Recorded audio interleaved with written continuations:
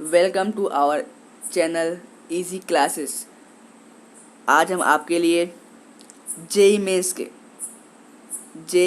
के previous year questions के chapter wise series शुरू कर रहे हैं, जिसमें हम आपको जेई मेंस में पूछे गए सभी क्वेश्चंस को वीडियो सॉल्यूशन करेंगे, यानी आपको सॉल्यूशन दिखा बताएंगे वीडियो में। तो आज का हमारा जो टॉपिक है वो पहला टॉपिक है 11th का, जो कि जेई मेंस में सिलेबस में है, unit dimensions and error analysis. आज हम इसके क्वेश्चंस को सॉल्व करेंगे। ठीक है, तो चलिए बढ़ते हैं अपने पहले क्वेश्चंस की तरफ। This is our first question में जो बोला गया है, identify the pairs whose dimensions are equal. Dimensions का इक्वल किस पेयर के हैं? ये चार आपको पेयर दिए गए हैं, इनमें से इक्वल डायमेंशन किसके हैं? तो इनका इक्वल डायमेंशन फाइंड आउट करने के लिए देखिए, हमारा जो आंसर होगा वो होगा ए नंबर। ठीक है, और ये कैसे होगा ये आपको यहाँ पे सॉल्यूशन में बताऊंगा। तो हमारा जो वर्क का निकालेंगे, तो वर्क का फॉर्मूला होता है F vector dot S vector, जो होता है एफ एस कॉस थीटा। तो जो एफ का डायमेंशन होता है वो ये होता है और एस का डायमेंशन होता है वो ये होता है। ठीक है, आई इसको जब आप सॉल्व करेंगे तो हमारा ये आ जाएगा। उसके बाद हम टॉर्क का डायमेंशन निकालेंगे, तो टॉर्क का डायमेंशन होता है, तो पहले फॉर्मूला लगाएंगे। तो फॉर्मूला क्या होता है? R vector cross F vector. तो क्रॉस फार्मूला जो होता है वो ये होता है। उसके बाद यहाँ से आर का जो हमारा डायमेंशन होगा वो एल होगा। उसके बाद एफ का डायमेंशन, फोर्स का डायमेंशन mlt⁻⁻2 होगा। उसके बाद इसको सॉल्व करेंगे तो ये आएगा। देखिए, ये दोनों इक्वल हैं, यानी हमारा आंसर होगा ए नंबर। ठीक है, तो बढ़ते हैं सेकंड क्वेश्चन की तरफ।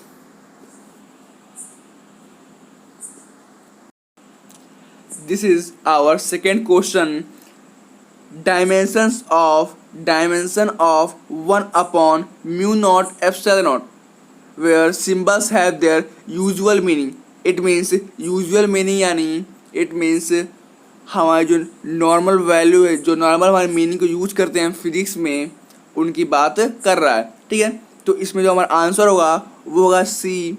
ऑप्शन सी हमारा करेक्ट होगा। और एक करेक्ट इसको फाइंड आउट कैसे करेंगे वो बताता हूँ।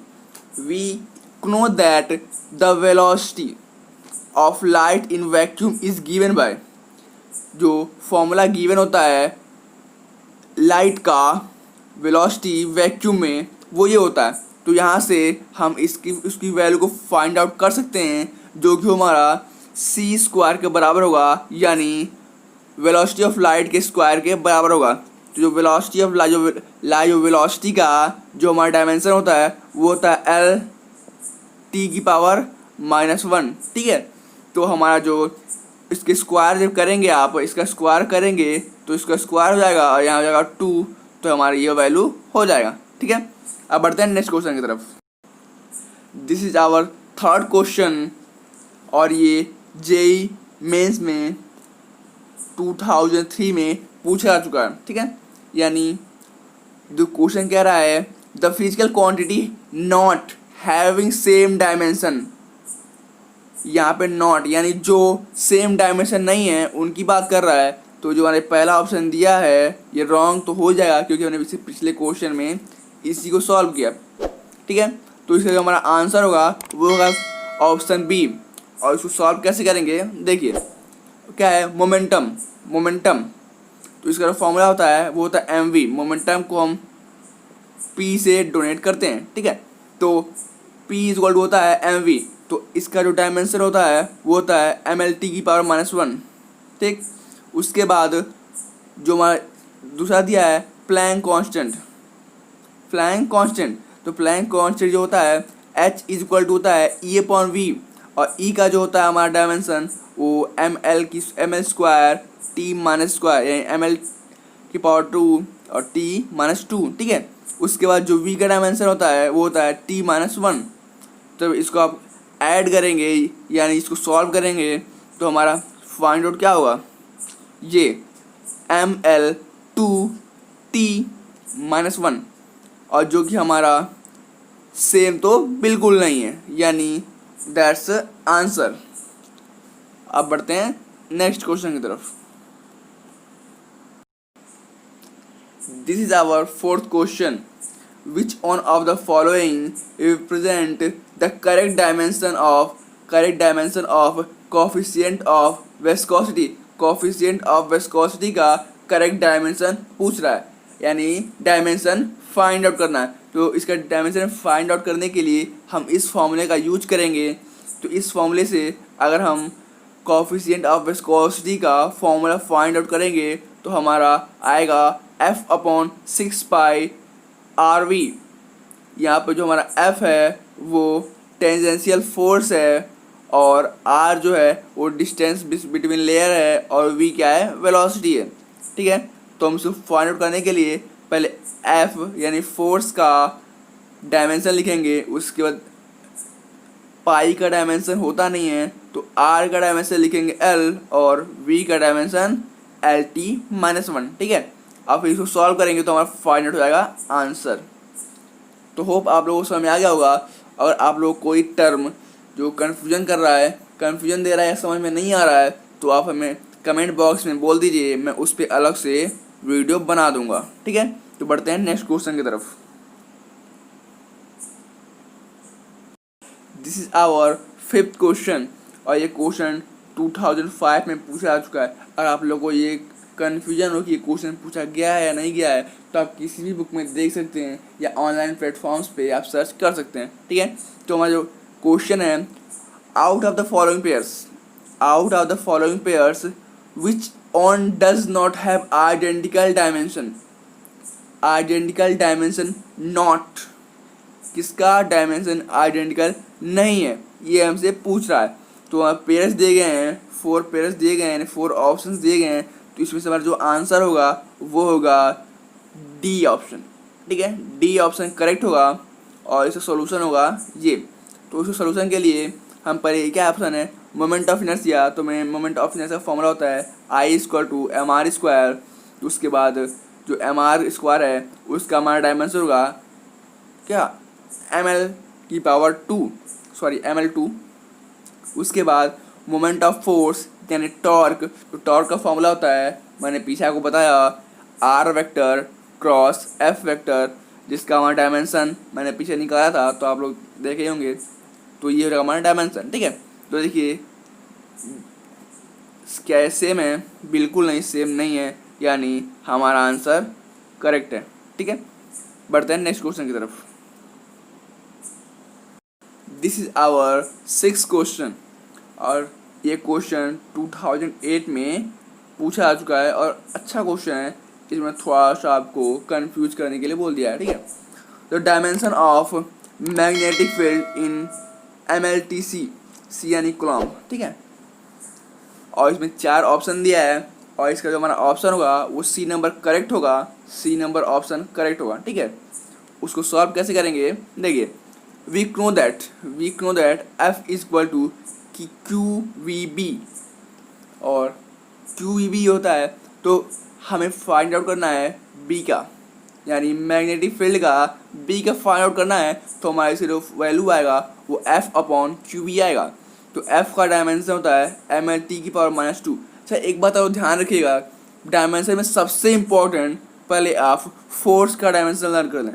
किस लिए, क्योंकि फोर्स का डायमेंशन हर जगह यूज होगा आपका। फोर्स के डायमेंशन के बिना आप लोग ज़्यादातर आप डायमेंशंस निकाल नहीं सकते हो। ठीक है, जो फोर्स का डायमेंशन होगा हमारा ml⁻²। उसके बाद Q यानी कूलम्ब का डायमेंशन C होता है, इनटू V, वेलोसिटी का हमारा होगा LT⁻⁻1। ठीक है, LT-1, और इसको जो आप कंबाइन करेंगे तो आएगा MT-1 C-1। हमारा ये L और ये L कैंसिल कर देंगे दूसरे को, तो हमारी ये वैल्यू फाइंड आउट हो जाएगा। तो this is the correct answer, बिल्कुल करेक्ट आंसर। ठीक है, बढ़ते हैं नेक्स्ट क्वेश्चन की तरफ। This is our 7th question. A body of mass 3.513 kg is moving along the x-axis with the speed of 5.00 meter per second. The magnitude of momentum is recorded as, हमसे momentum का magnitude पूछा गया है, ठीक है। तो हमारे जो चार ऑप्शंस दिए गए हैं और चारों ऑप्शंस नियरली सेम है, बट इसका जो करेक्ट आंसर होगा वो होगा नंबर ए वाला ऑप्शन करेक्ट हुआ। इसको फाइंड आउट कैसे करेंगे, तो यहाँ हम फॉर्मूला यूज करेंगे मोमेंटम का, P equal to m cross v। तो जो हमारे m की वैल्यू है वो 3.513 दी गई है और जो हमारी स्पीड है वो 5.00 दिया गया है। उसके बाद जो सॉल्व करेंगे तो हमारी ये वैल्यू आएगा। उसके बाद आप देखिए तो ये वैल्यू है और ये वैल्यू मैच कर रहा है, but this is the wrong answer, B नहीं होगा, आंसर ए ही आएगा। कैसे आएगा, देखिए जो हमारा मिनिमम डिजिट होता है, मिनिमम डिजिट जो उसका आंसर होता है उसी उतने ही डिजिट में प्योर माना जाता है। जो हमारे 2 डिजिट दिए गए हैं उनमें जिनमें मिनिमम डिजिट होंगे उतने ही डिजिट में ही आंसर होगा तो प्योर माना जाता है। इसलिए हम यहाँ 3 डिजिट दिए गए हैं, इसलिए हम भी यहाँ 3 डिजिट ही रखेंगे और 3 डिजिट रखने के लिए इसको सॉल्व करके हम ये ला देंगे, ठीक है। इसलिए यहाँ पे हुआ है, ठीक। अब फिर बढ़ते हैं नेक्स्ट क्वेश्चन की तरफ। This is our 8th question, ठीक है। The question is the respective number of significant figure for the numbers. ये नंबर दिए गए हैं, इनका सिग्निफिकेंट फिगर पूछ रहा है, ठीक है। जो नंबर हैं 23.023 और कॉमा 0.003 एंड 2.1 इंटू 10⁻⁻⁶ इनका सिग्निफिकेंट फिगर पूछ रहा है, ठीक है। तो क्या हुआ, तो जब हमारा पहला इसका जो ऑप्शन आएगा वो ए नंबर करेक्ट होगा, ए ऑप्शन करेक्ट होगा, ठीक है। तो हमारा ए नंबर क्या है, नंबर ऑफ सिग्निफिकेंट फिगर इन 23.023, इसमें 5 हुआ और इसमें जो हमारा रूल लगेगा कि देखिए जो डिजिट्स के जो बीच का हमारा जो 0 होता है उसको काउंट करते हैं, इसलिए हमारा यहाँ पे 5 हुआ, ठीक है। तो number of significant figure in 0.0003 equal to 1, because जो रियल डिजिट के पहले का जो हमारा 0 होता है, जो हमारा 0 होता है उसको काउंट नहीं करते हैं, ठीक है। उसके बाद number of significant figure in 2.1 into 10⁻⁻�3, तो यहाँ पे हमारा जो सिग्निफिकेंट फिगर होगा वो केवल 2 होगा, बिकॉज 10 की पावर में जो डिजिट दी गई होती है, 10 की पावर जो दिया गया होता है उसको काउंट नहीं करते हैं, केवल हम डिजिट को काउंट करते हैं, यानी वैल्यू यहाँ इसको रखते हैं। ये हमारा कुछ भी हो डज नॉट मैटर, ठीक है। तो हमारा जो आएगा 512, इसलिए 512 इसलिए हमारा फर्स्ट नंबर ऑप्शन करेक्ट है, ठीक है। तो समझ में आ रहा होगा, और नहीं समझ में आता है तो आप कमेंट में जरूर आएगा, मैं नेक्स्ट वीडियो से और इम्प्रूव करूँगा, ठीक है। तो अब हमारे आए के वीडियोस को भी देख लीजिएगा। हम इस सारा सीरीज़ जे मेंस और जे एडवांस दोनों को लेकर के चलेंगे, ठीक है। पहले जे मेंस को हम करेंगे, उसके बाद डिमांड्स के अकॉर्डिंग हम जे एडवांस को भी क्लियर कराते जाएंगे, ठीक है। और ये क्वेश्चन हमारा 2010 में पूछा आ चुका है, ठीक है। अब बढ़ते हैं अपने हम नेक्स्ट क्वेश्चन की तरफ। This is our 9th question. A screw gauge give the following reading when used to measure diameter of wire का डायमीटर मेज़र करने के लिए फॉलोइंग रीडिंग्स को देता है, ठीक है। Main scale reading is 0 mm, circular scale reading is 52 division, और उसके बाद बोल कह रहा है give that 1 mm of on main scale corresponding to 100 divisions of circular scale the diameter of wire from the above data.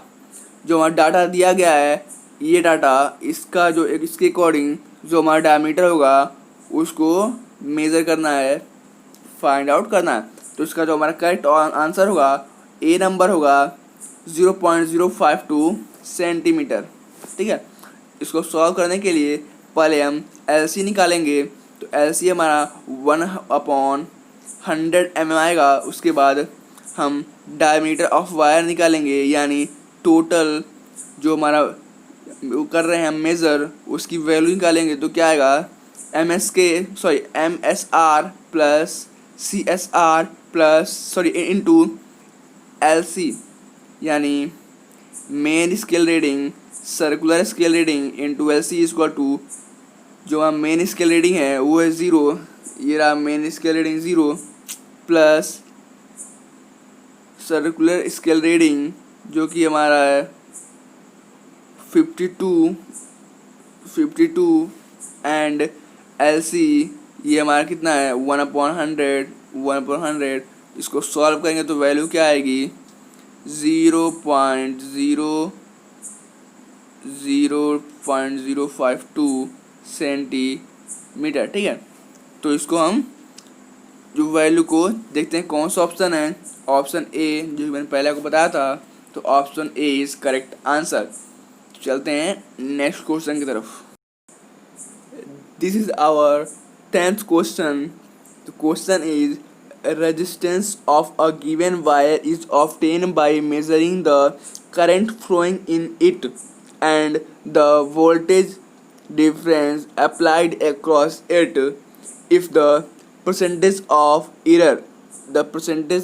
error in the measuring the current and the voltage difference are 3% each, then error in the value of resistance of the wire is.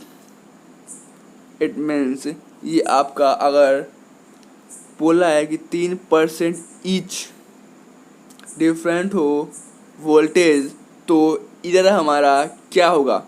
तो इसके लिए हम जो हमारा resistance का formula होता है वो यूज करेंगे, जो R इक्वल होता है V/I। तो 3% V में आपका हो रहा है और 3% I में हो रहा है क्या, एरर।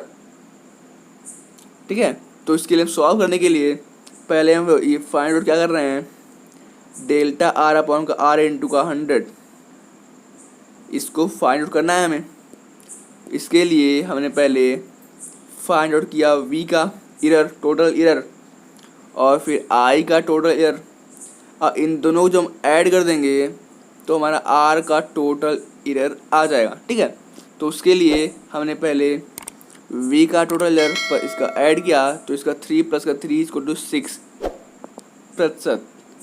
ठीक है, 6%। ठीक है, तो ये हमारी जो वैल्यू कौन सी आ रही है, ए नंबर, यानी A is the correct answer. ठीक है, बढ़ते हैं नेक्स्ट क्वेश्चन की तरफ। This is the our last question of this video. ठीक है, the question is let this donate the dimensional formula of permittivity of vacuum की permittivity का फॉर्मूला कौन सा, डायमेंशन फॉर्मूला ये है, लेट करना है आपको। ठीक है, if m = mass, l = length, t = time, a = electricity current, then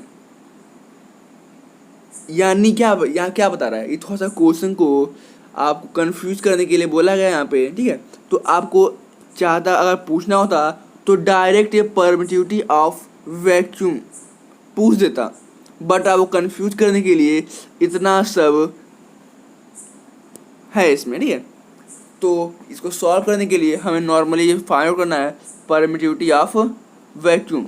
ठीक है, तो ये कैसे होगा, इसका जो आंसर होगा वो होगा बी नंबर। ठीक है, तो as we know F = 1/4 pi ε0 Q1 Q2 upon R का स्क्वायर। ठीक है, उसके बाद यहाँ से ε0 की वैल्यू निकालनी है। ठीक, ε0 की वैल्यू निकालनी है, हमें इसी को फाइंड आउट करना है, परमिटिविटी ऑफ वैक्यूम जो कि ये होता है। तो इसका फॉर्मूला आएगा Q1 Q2 upon 4 pi F R square. तो hence F naught is equal to 80 square. ये कैसे आया? क्योंकि जो क्यू होता है इसका डायमेंशन फॉर्मूला 80 होता है, 82।